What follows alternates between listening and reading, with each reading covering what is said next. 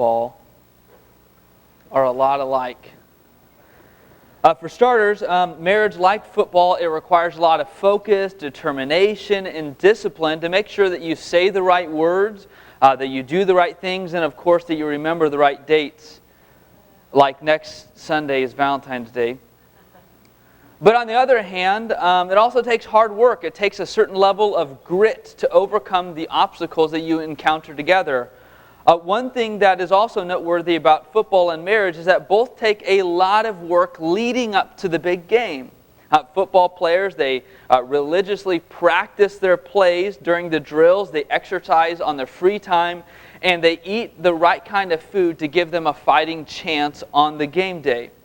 Now, maybe it's a little bit improper to think about marriage and football as being in any way comparable, but I like football and I'm married and you're stuck with me this morning. So, too bad for you, but go with me here for a second, okay? Because in any relationship, especially in marriage, you go through drills similar to football. You may not be running routes or yelling hike or throwing balls at each other, but relationship drills are not intense like that. Instead, they're more subtle than the thrashing and clashing of cleats and helmets. In marriage, the drills that we do are the daily words that we speak to each other. It's our attitude, it's our temperament, it's choosing to do good to somebody when you feel disappointed in them or when you are frustrated with them. It is how you speak to somebody in private and how you speak about somebody in public. Relationship drills are the little things that we do and say to each other on a daily basis. They may not seem big or important or that significant, but you multiply that by several years and it is. Take, for example, the Grand Canyon. If you go and you see the Grand Canyon, it's marvelous. It's an incredible sight, just beautiful. The size and the beauty is just unheard of. And at the bottom of the Grand Canyon is the Colorado River that is flowing right through it. And scientists tell us that this massive formation was because of the Colorado River. It was the slow erosion over time that gave it this shape. The canyon, it's getting wider, it is getting deeper from the slow motion of the river. Similarly, the small things that we do and say to each other on a daily basis has a force to it. It is shaping, it is moving, it is molding. And given a few years, it does add up. It is significant. But let's be honest. A lot of times those drills are not us doing well. It is us being unsuccessful, right? It's not us succeeding. It's really us fumbling the ball and then learning from our mistakes. And there's no more important place to fumble the ball than when you were in drill, when you were in practice. When Stephanie was pregnant with our first child, Augustine, she had some pretty strong pregnancy cravings for French fries. And she reminded me of how good French fries sounded throughout the day.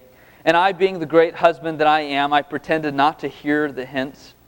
I totally played the guy card to the fullest extent. And I ignored the French fry comments through the day.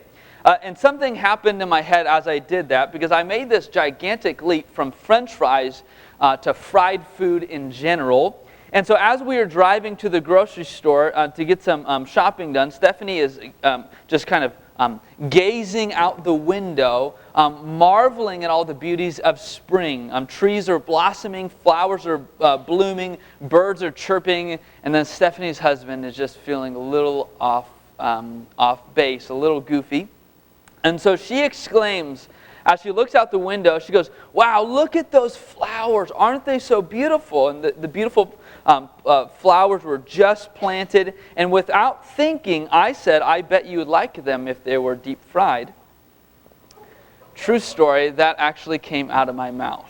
And I was just as shocked as Stephanie was when I said that before any of us could even gasp, I said, "I am so sorry," about 100 times. Can you guess what I learned in that moment? Can you guess what I learned in that fumble? Don't joke or insult your wife about food, okay? 9 times out of 10, it is not going to go well for you, right? If we're honest, some of the best lessons that we learn in life have come through our failures. It's come through our fumbles. It's And like football, those drills are preparing you for something. For football, every team is working really hard to hopefully land a chance at the Super Bowl to valiantly lose to the Kansas City Chiefs. But what is the match? What is the Super Bowl? What is the big moment that people prepare themselves for in marriage? What is that? What's those big moments in life that challenge you to the very core of who you are? It's the things that shake you up. It's the big life transitions, like when you bring a baby home from the hospital for the first time, or you take your kid to the hospital for the first time. It's the major setbacks like losing a job or having to file for bankruptcy. It's the building of frustration that eventually just boils over. It's the pain of your kids making decisions that are ruining their lives. It's the sudden death of a loved one. It's taking care of aging parents. It's a loss of your own physical and mental functions. It's the big moments that we prepare ourselves for, but we are so unprepared for. We know these things are going to happen to us eventually. We just expect more notice before they happen. And it's in those moments, these big ones, that who you are is challenged to the core. And when you get there, what you do and what you say, it matters greatly. And often it's the difference between winning and losing. And while we may not think much of those first couple of big moments, over time they become life-defining for us. And the best way to prepare ourselves for those moments, like football, it is done in the drills. It's done in the trenches. It's done in the everyday routines of life. And so the opening question that I want us to consider this morning is this. What drill is the most important? What practice is the most important? I mean, if there was one thing that you can prioritize in marriage to give you success in navigating future hardships, what would that be? What is that? And similarly, if you have friends and they come to you and their marriage is struggling and they said, hey, what can I do to get things right? What can I do? What advice do you have for me to make my marriage work? What advice do you give them? How do you help them? Today we're talking about marriage because that is exactly where Paul goes next in 1 Corinthians. But because marriage is is the topic, those who are not married may feel like this message is not really applicable to them. So I want you to consider a couple of points. The first thing that I want you to consider is, number one, the Apostle Paul, as far as we can tell, he was never married. Paul's a single guy. And he wished that more people were single like him. Paul wishes more people were celibate like him. And for Paul, marriage mattered significantly. And he did not wish, even though he didn't wish anyone to get married. And he thought about marriage frequently and he taught about it regularly. As a single guy, Paul had a lot of thoughts on marriage and he had a lot of wisdom to offer. But why? Well, here's 3 major reasons why biblical marriage should matter to you and me, regardless of if you're married or not. First, to those who are married, or who aspire one day to get married, having a grasp of a godly marriage helps you to know in life if you are fumbling the ball or you are succeeding. Second, to those who are unmarried, having a better understanding of a biblical marriage, it helps you, like Paul, be able to give sound, godly advice to somebody who is married or who's preparing for marriage. And boy, let me tell you, there is all kinds of struggles today in marriage. And people need a friend to come alongside of them, single or married, to walk with them and encourage them and to coach them. But third, and maybe the most significant, is having an understanding of what the Bible has to say about marriage actually helps you understand the Bible better. It helps you understand the Bible better because one of the overarching metaphors from beginning to end that God uses to describe our relationship to Him, or how we should understand salvation, is the analogy of marriage. Having a better understanding of marriage helps us understand God a whole lot better and also helps us understand the Bible a whole lot better. And so let's talk about marriage, and more importantly, let's look at the playbook that the church in Corinth is using to call out their plays. And let's see what wisdom that Paul has to offer for them and us. So if you have your Bibles, you want to follow along, we're going to be in 1 Corinthians chapter 7. 1 Corinthians chapter 7, starting in verse 1. And here's what it says. Paul says, "Now for the matter you wrote about, it is good for a man not to have sexual relations with a woman." At this point in the letter of 1 Corinthians, Paul transitions and he begins to answer questions that they wrote him about. They want to know, Paul, give us some wisdom. We have some situations we're trying to navigate. Help us understand this. And so they, not Paul, are asking the question, isn't it good for somebody not to be intimate?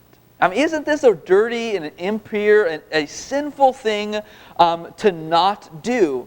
And what's interesting about this question that they ask is the context, right? If you look in chapter 6, Paul writes that they should not go to these places to get their romantic needs met because that's what they're doing. And they have the audacity to say, hey, isn't it better for somebody just to abstain completely from this? I mean, it's how? Like, how do you have these two dynamics working their way out in a church? Well, you get the feeling that it's really this widespread marital tension that is taking place in the church. That the church in Corinth, there's couples that are divided over this issue. And so in chapter 6, Paul addresses one group, and then in chapter 7, he addresses the other group, but with the view of bringing harmony.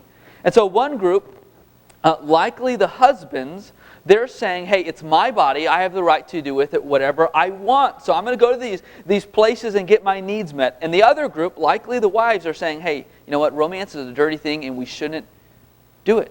Period. We're not going to do this. And so Paul says this in verse 2. He says, but since there is sexual immorality is occurring, each man should have sexual relations with his own wife and each woman with their own husband. Most commentators believe that the situation that was taking place in Corinth was more than likely that the wives saw the physical intimacy as a bad thing for them to do, and so the wives withheld romance from their husband, but this caused their husbands to become tempted to such an extent that they began to seek elsewhere to get these physical needs met. And both groups, they begin to justify their actions biblically. They begin to explain why what they're doing is okay. The men are saying, hey, you know what? It's my body. I have the right to do with it whatever I want to do to meet my needs. And the wives are saying, hey, look, romance is bad. We're just not going to do it. Isn't that right, Paul? Paul, we're going to write this in a letter, send this to you. Go ahead and can you tell these guys that abstaining from this disdaining thing is right? And here's what Paul says in reply, verse 3. He says, the husband should fulfill their marital duty to his wife, and likewise the wife to her husband. The wife does not have authority over her own body, but yields it to her husband. In the same way, the husband does not have authority over his own body, but yields it to his wife. Do not deprive each other except perhaps by mutual consent and for a time. And so this passage is nothing short of revolutionary, but not likely for the reasons that many people would guess. In the ancient world, men were in complete control of their whole households, of everything. They ran the show. And the members of their household were viewed culturally as their property. And so children and wives, sorry, but you belong to the husband and the father. In the ancient world, the ancient people would rarely give women and children the dignity to be valued as meaningful members of society. You were at like the bottom end of the totem pole. You had no authority, little influence.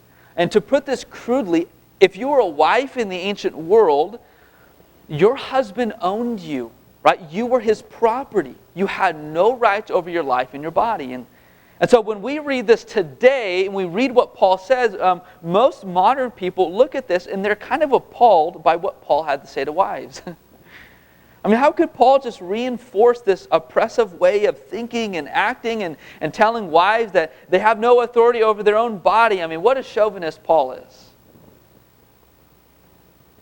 But notice what Paul actually says. Because what he says to wives, he also at the same exact time says that to husbands. Paul says not only do the wives belong to the husband and don't have the authority over their bodies to do whatever they want, but husbands belong to their wives and they don't have authority over their own bodies to do whatever they want. And when Paul says this about the husband, this would have been so controversial that people, if there was ever a moment that people were going to walk out of a church, it would have been when Paul said this.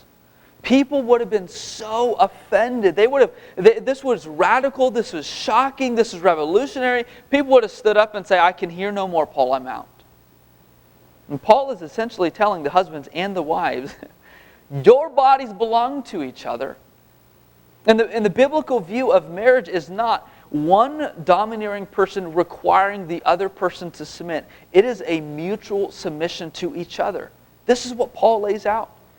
And this is supposed to be a relationship where the very foundation is built on sacrificial love. You know, the love that Jesus modeled when he went to the cross? It's not about using the other person to get what you want. It's about serving the other person to meet their needs. And in a relationship where both parties are putting the needs of the other person ahead of themselves, it is an incredibly beautiful thing. It is an incredibly powerful thing. Instead, what you have here in Corinth is the couples are prioritizing their own needs over against the other, and then they're demanding, hey, submit to me, do what I'm saying. And Paul says, look, physical intimacy is a debt that you both owe to each other. Husband and wife, you owe this to each other. But it's not about taking from the other person, it is about serving the other person. Paul says the view of a biblical marriage is not about what can you get from somebody, it is about what you can do to serve somebody. How do you serve? Well, Paul says by putting the other person ahead of yourself. And one of those needs is physical intimacy. And it's interesting that Paul says nothing in this passage about children, seeming to imply from the biblical worldview, from the biblical perspective, physical intimacy is just as much about enjoyment as it is about bearing children. And Paul gets really practical here. He goes on to tell these couples that if they are going to choose to postpone their physical intimacy within their marriage, he says, let them know that this should not be the normal thing and that they should have spiritual reasons. Nevertheless, he says, if it's going to happen, he gives two pastoral conditions. The first, he says it should be by mutual agreement. And that those Greek words mean with a common voice. With a common voice. This is not one person's decision motivated by spiritual or selfish concerns. This has to be an agreed upon decision from both persons, which is a profound point of communication within relationships. And then he gives the second reason. He says, devote yourself to prayer, right? I mean, if you're going to abstain from the birds and the bees then in marriage, then at least devote yourself to praying. And Paul says this should be the exception, though, not the norm. Paul says if you decide not to have physical intimacy, it should only be by mutual consent. You agree upon this, and that decision should be to focus on prayer. And that should be for a very short period of time. Why?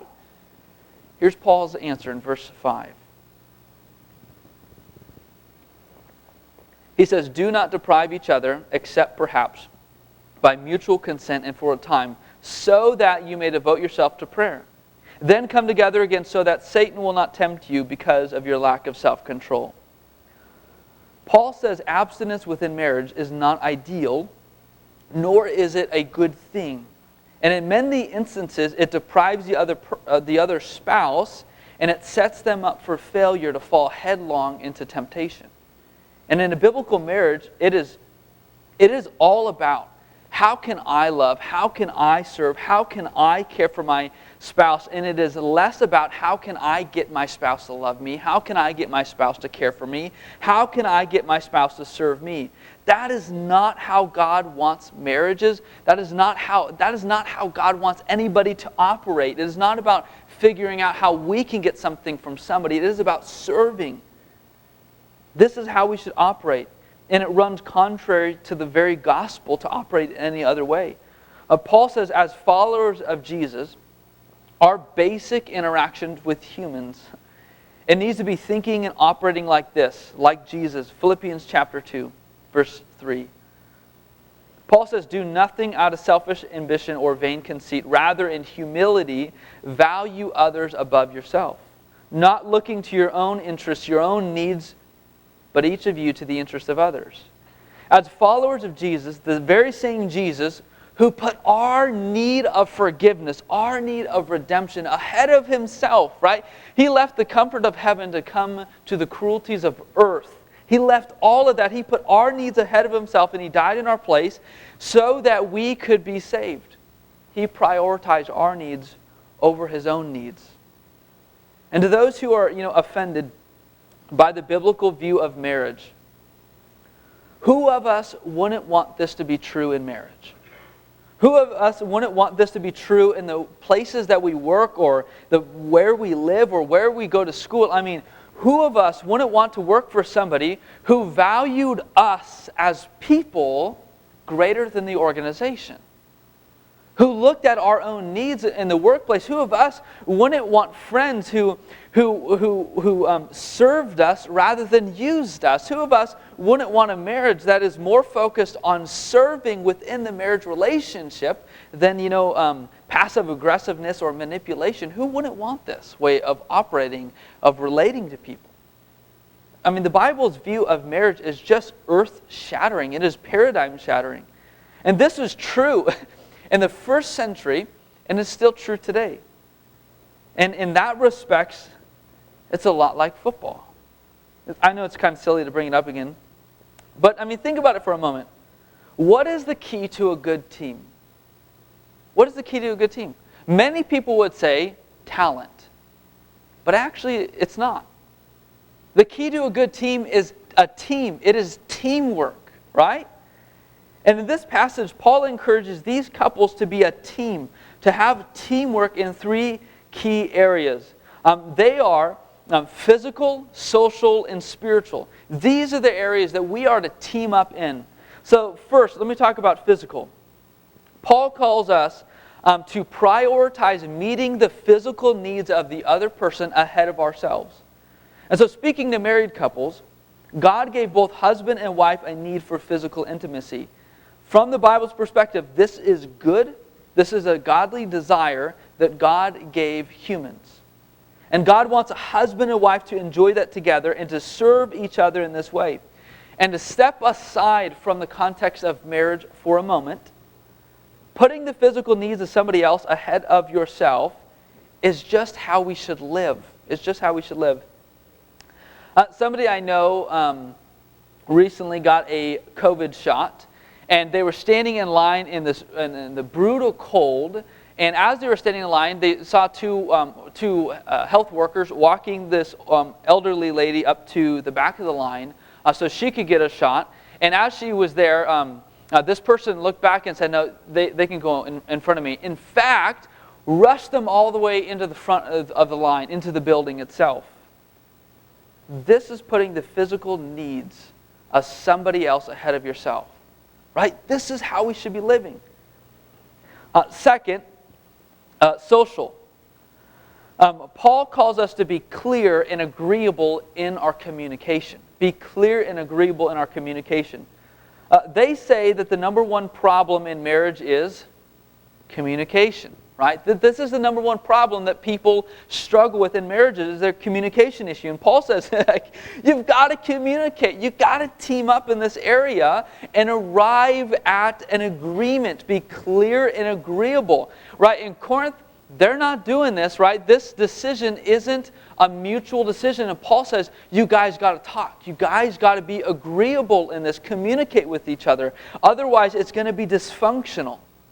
And God doesn't want dysfunction. And so we should give the other person the benefit of the doubt that they probably don't know what we're thinking. They probably have no idea what's bothering us. And they probably have no idea of the needs that we may feel like we have. And we should team up and be clear and agreeable in our communication. Third is spiritual. Paul calls us to protect each other's spiritual lives, to protect each other spiritually. There is no greater danger than to assume we don't have that we don't have an enemy. There's no greater danger than just assume that there's no opposition out there. Peter says this in 1 Peter chapter 5, verse 8. He says, be alert, right? Don't be idle. Be of sober mind. Think clearly. Your enemy, the devil, prowls around like a roaring lion looking for somebody to devour. Resist him, standing firm in the faith, because you know that the family of believers throughout the world is undergoing the same kind of sufferings. Peter tells us that one of the most detrimental things that we can do spiritually, as an individual, as couples, as whatever, is to be inactive spiritually. It is to be passive with our spiritual lives in our families, in our school, in our work, with our friends, in our marriages. To be passive and inactive is a detrimental thing.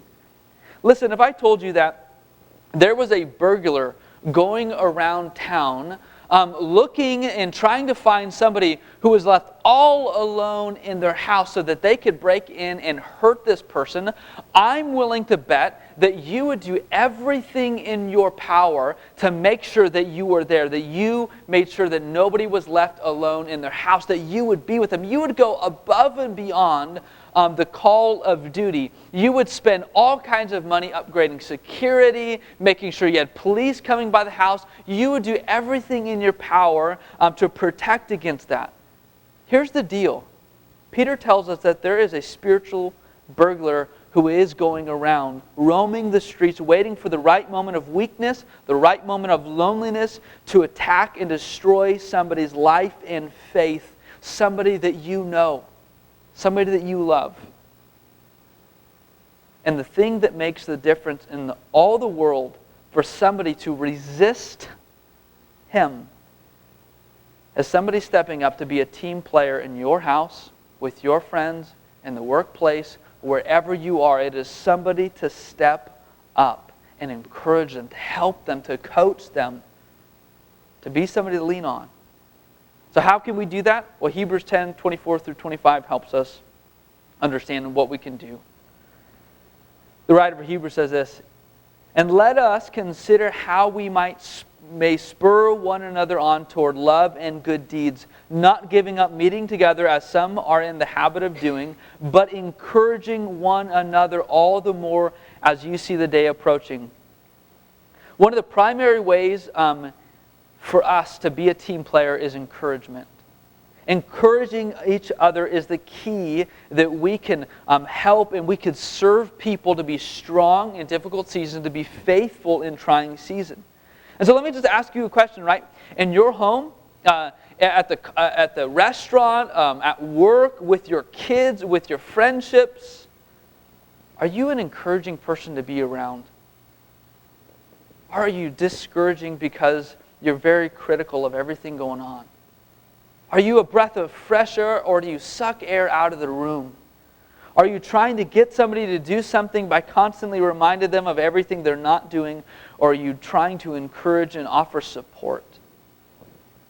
In our household, when it comes to our kids, the thing, hands down, at least in this season, that has worked the best as far as a parenting approach has been to encourage our kids in their baby steps rather than being critical of their missteps. And this is something that we have to guard against time and time again. Because sometimes, man, I just come home, I am very grumpy.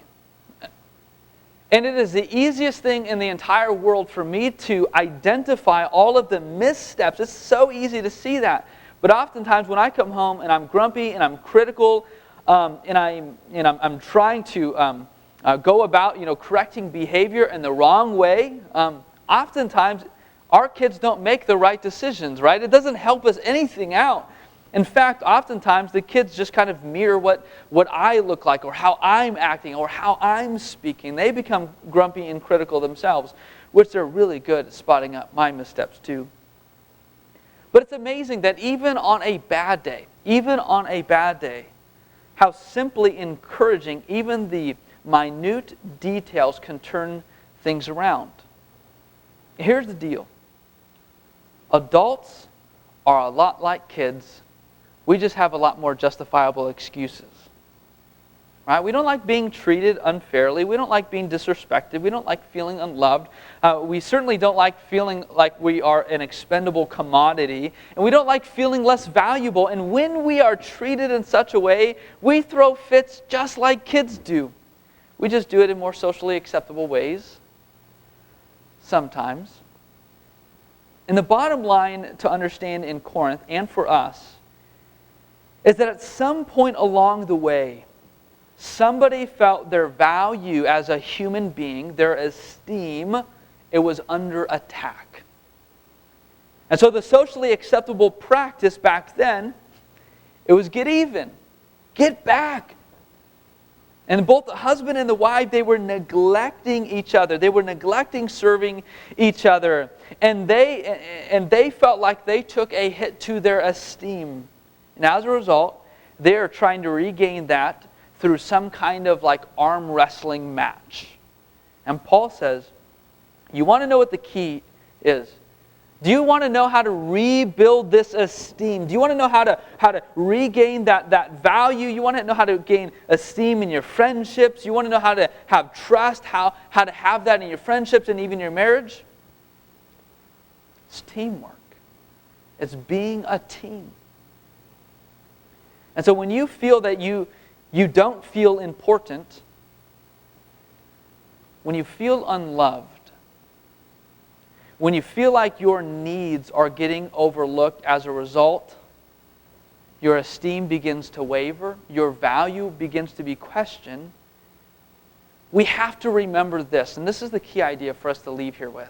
We have to remember this. Building a team builds esteem. Building a team builds esteem. When we begin to feel that esteem kind of going away, we have to remember that what regains that is us building a team. So where in your life do you feel a breach in your esteem? To whom do you feel took a shot at your own value? Well, to avoid the problems of the Christians in Corinth, of which they had many, focus on building a team. Because building a team builds esteem. And when we are focused on that in the small daily routines of our life, we prepare ourselves for the big moments of hardship when everything is on the line. When hardship hits and energy dwindles and giving up feels attractive, the one thing everybody needs in those moments is a team to lean on. But a team is developed not on game day, but in the trenches of everyday life. It is built up through the way we interact, through our temperaments, through how we speak, how we treat each other. And that, I think, is why marriage is a lot like football. Because the teams that win are exactly that. They're a team. I'd like to invite the worship